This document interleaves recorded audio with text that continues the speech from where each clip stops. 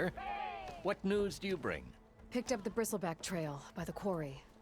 Looks like they stampeded out of a mine at the back of the valley. The mine? How could a herd of bristlebacks come from there? I'm not sure, but Ulvin's workers were using explosives to tap the tunnels inside. For the love of Dawn, I told him it wasn't worth the risk. Those tunnels, they run for miles underground, even beyond the Daunt. No, you don't think... That Ulvin's blasting opened up a passage from the other side? Perhaps. Yes, perhaps. If this is true, we need confirmation. An inquiry. So thorough, so irrefutable, endorsed by the Savior. All right, I'll keep looking. I need to go. Of course.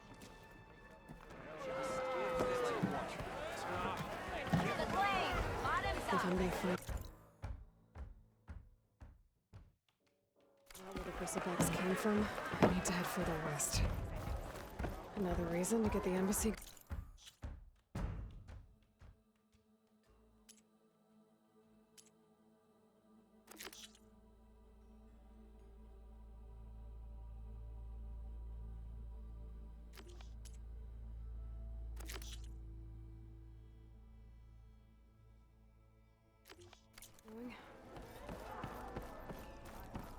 Yeah, got work to do.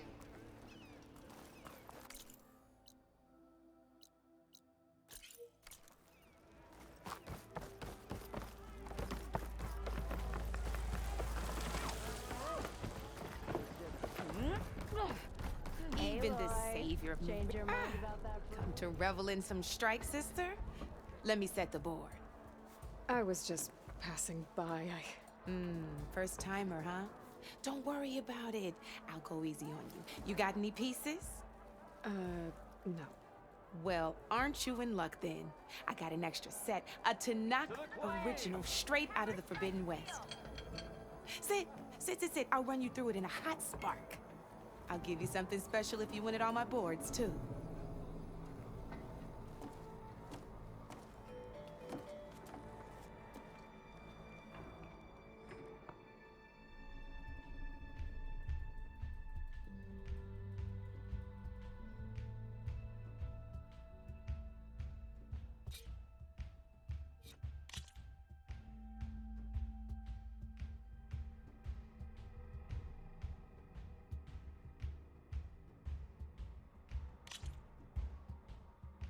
All right, let's start off simple. The Tanakh like to say that Machine Strike is a game of pure strategy. We each get a set of pieces. Each piece represents a kind of machine, and each machine is worth a different number of victory points. And to win the game, you'll need to gain 7 victory points by destroying the opponent's machines. It can be tricky remembering the details of every machine, so we use these notes to keep track of them. You see that number on the top right corner? That there is how many victory points you'll get for destroying that machine. Notes also tell you how far a piece can move, how powerful their attacks are, the distance they can strike from, and of course, their health. Okay, that's enough for now. Let's just play. I'll explain the rest as we go. I own the board, so I get to choose who goes first. Since this is your first time, I'll let you go. Usually you get to choose which pieces to set on the board, but this will do for now. Pick up that machine piece to your right, and move it forward.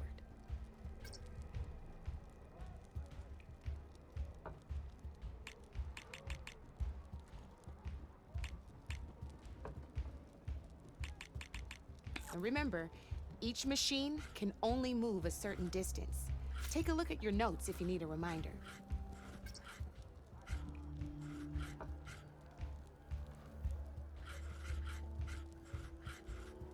Easy enough, huh? Now, you get to move 2 machines each round, so go ahead and pick a second machine. Perfect. There's not much else to do for now, so just end your turn. We're forging onwards. Let me move my pieces here. And we're back to you. This time, why don't you try attacking one of my pieces? Try with that machine on your right first. Now move the piece close enough when performing an attack, you'll be testing your machine's combat power against the opponent's. And its own attack power. This board only has grassland terrain, which has no effect on a machine's combat power. And your current machine has 2 points of attack power. So in total, your machine's combat power equals 2 points. Since my machine isn't the one attacking, it has 0 points of attack power. And just like your machine, it's not affected by grassland terrain. So right now, the difference in combat power between the two machines is 2 points. This means your machine can do 2 points of damage to my machine. Did you get all that?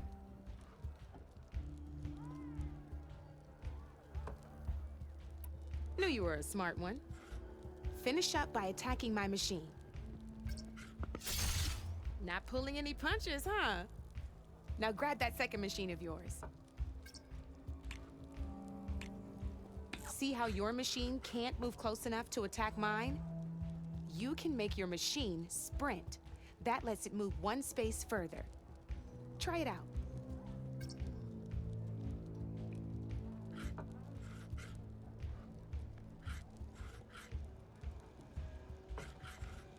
Downside to sprinting is that your machine can no longer attack.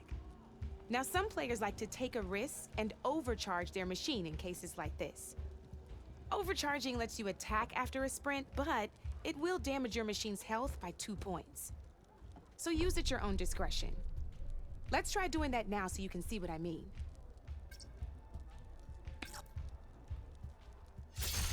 That's about it for your turn then. Now, I'll let you in on a neat trick. That machine of yours, the one closest to me, grab a hold of it. Same as in the wilds, machines have both armored points and weak points. You can see them marked on the pieces. Blue shows where their armor is thickest. Hit them there and you'll do some damage, but not a lot. Now, red shows the machine's weak points. Hit those and you'll deal a mighty blow. Here, let me show you. Rotate that piece so your machine faces mine. Now let that machine have it. Off the board she goes, and there's your first victory points. You don't have 7 of them yet, so let's keep going. Your machine attacked mine, but hasn't moved yet. Go ahead and move down. You've already attacked a machine and moved your piece. But if you overcharge your machine, you can attack a second, and by the look of it, you'd be sacrificing your piece to defeat mine. But sometimes, that can be a good thing. Overcharge your machine to attack mine a second time, and I'll show you what I mean.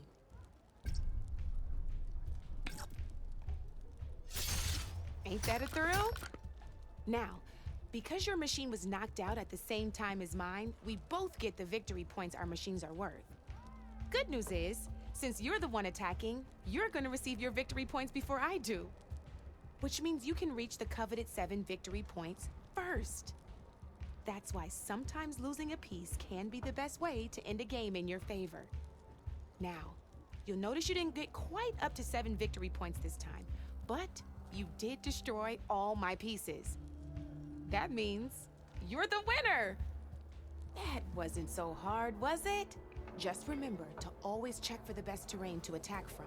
You'd be surprised the advantage you can gain over an opponent like that.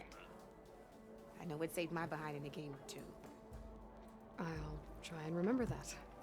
Oh, before I forget, these are all my spare pieces. I want the Savior of Meridian to have them. It's a small set to be sure, but it should be enough to get you in on any strike games you find out there. You might even fancy looking out for them strike carvers. They've got all kinds of unique pieces that can turn a game in your favor. though they'll need the right materials to craft you one. Or you might find them in the wilds if you're lucky. I know I've lost my fair share of pieces after a night of machine hunting or brew hopping. No need to thank me. Always a pleasure to help out new strike players. Now, if you feel like playing a real game, I've got plenty of other boards. I could even teach you a few more tricks if you're up for it. Thanks. I'll think about it.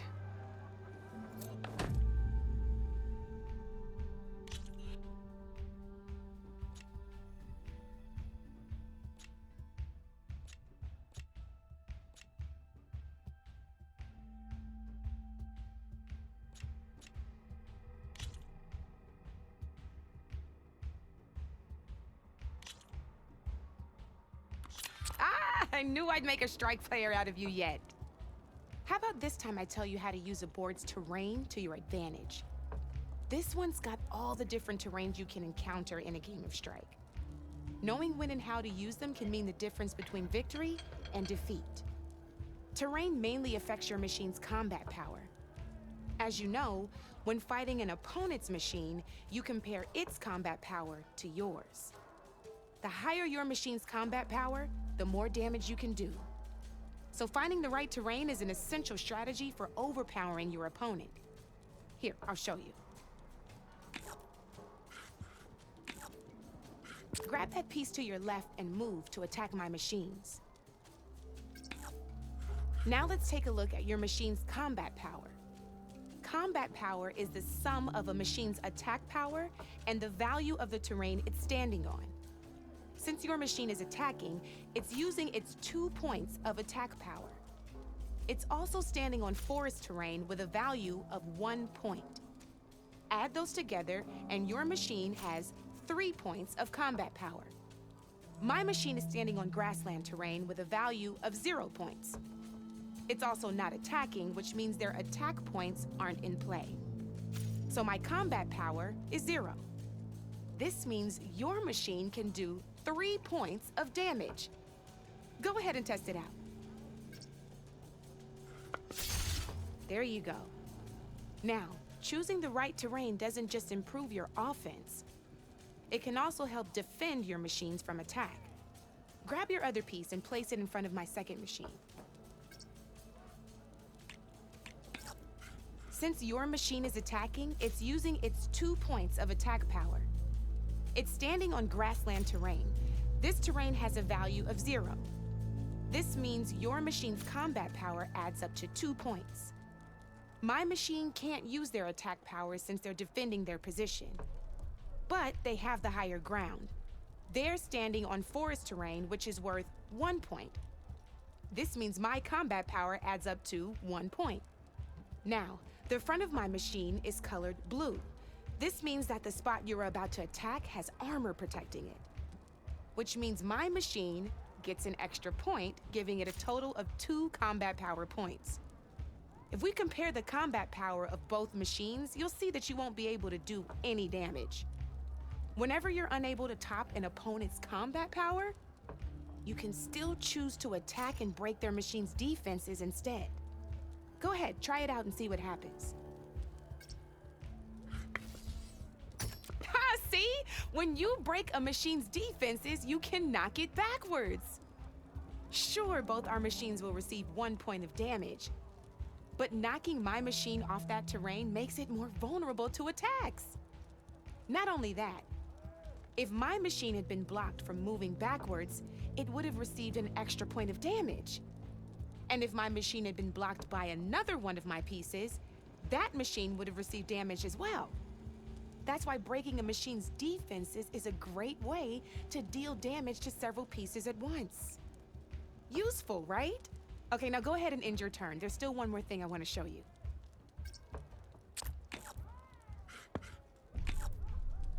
All right, as we've seen, the higher the terrain, the more it'll add to your machine's combat power. However, there are 2 other terrains that work a little differently. This is what we call a chasm. Only flying machines can be placed on those. But it'll take away 2 combat points if you do, so be wary. This is marsh terrain. Landing on it will take away one combat power point from most machines. It'll also keep your machine from moving for the rest of the turn. Here, let me show you. Grab that machine on your left.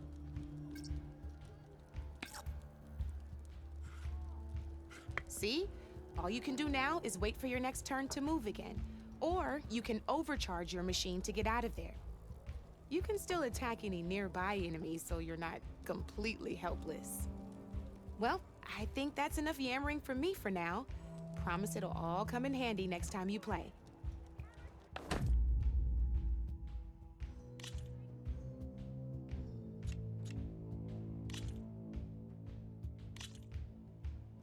Here for more tips? Why don't I tell you a bit more about the pieces we used to play? In a normal game, you get to choose which machines you place on the board. Each one is worth a certain number of setup points, and you can spend up to 10 assembling your army. Knowing what each machine brings to the game and building an army that matches your strategy is the key to becoming a machine strike master. When assembling your army, there are a few things to keep in mind. First and foremost, you can never have more than 4 of the same machine on the board at the same time. With that in mind, most players would choose machines based on how far they can move or how much attack power they have. But a real strike player will be looking at a machine's type and skills. Let's take a quick look, shall we? Pick up that machine on your left.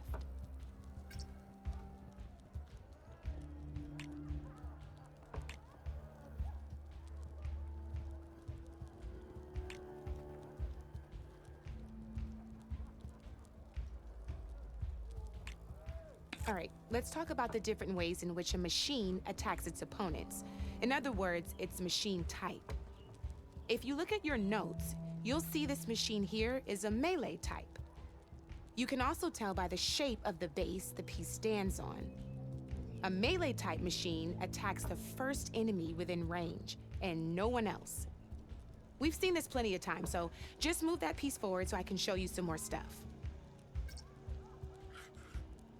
Great, now grab your other machine. Looks like we've got ourselves a gunner-type machine here. This means they'll only hit the farthest enemy in their attack range. Let's move that machine forward and end your turn so we can take a look at the rest of the pieces.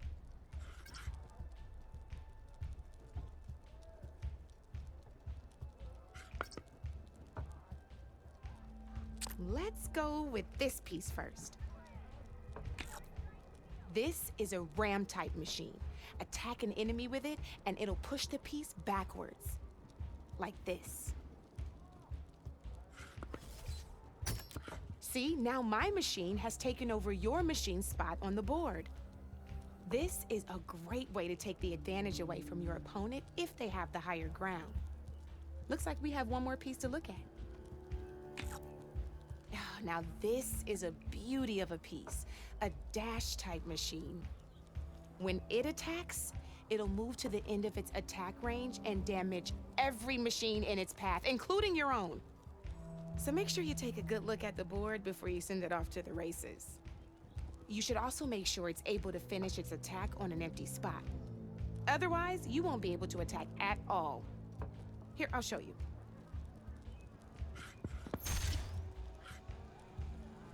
Look, it even rotated your piece. A nifty little piece you'll definitely want in your set. If you look at your notes, you'll notice this particular machine has one of the skills I mentioned before. There's quite a few of those, and we haven't even looked at all the machine types yet. But I'm pretty sure you've got more important things to do, so I made you a list. It's got all the tips and tricks we talked about, too. I think that about does it for now, so if you want to play a real game, just let me know.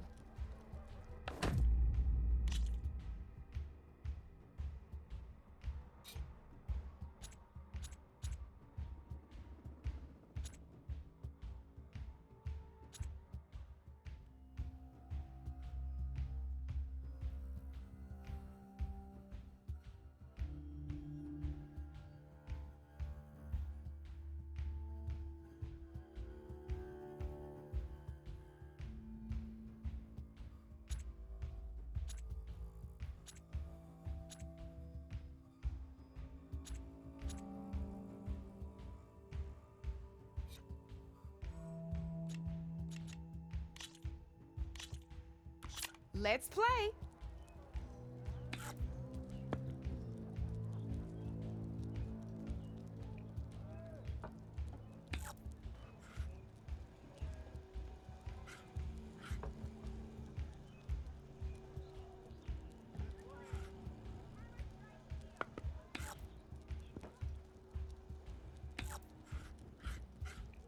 Time to get serious.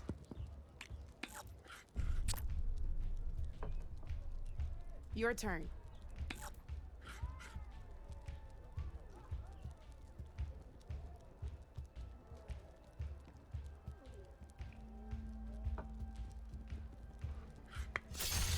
Lucky me, you hit armor.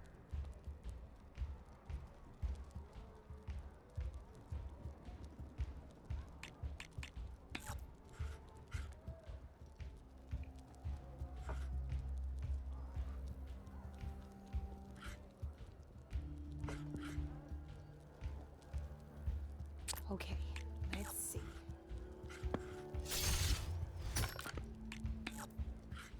Not looking good for you, Red.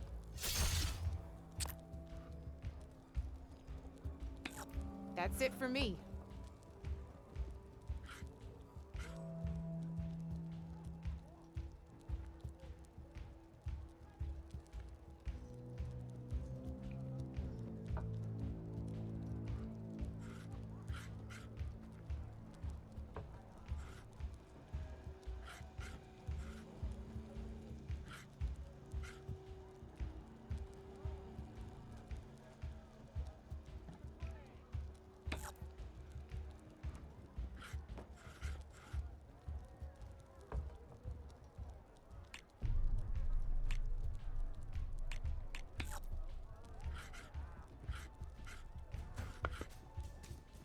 Time to make my move.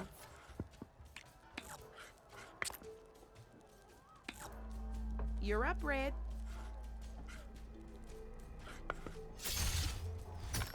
Ah, off the board it goes.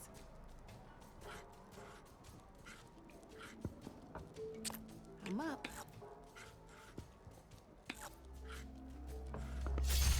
I won! Oh, but I'll play you again if you want. This is gonna be fun.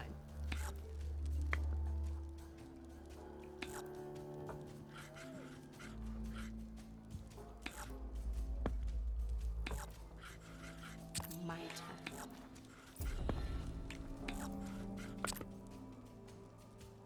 Board's all yours.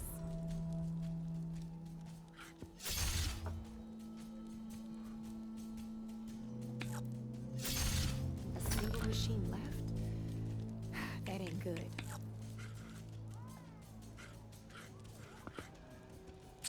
Time to get serious.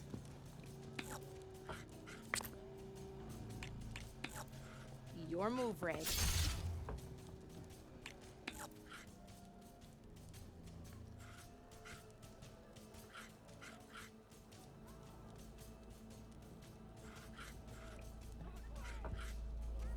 Okay, let's see.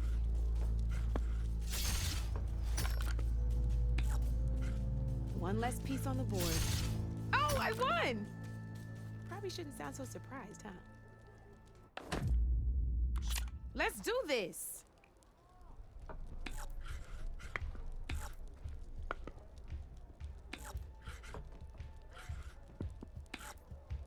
Your move, Red.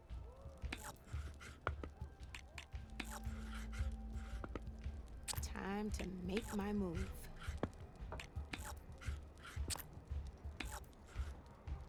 Board's all yours.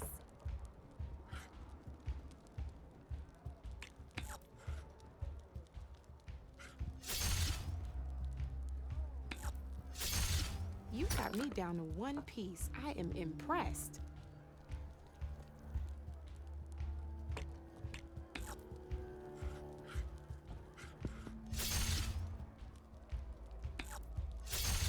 Ah, looks like I lost.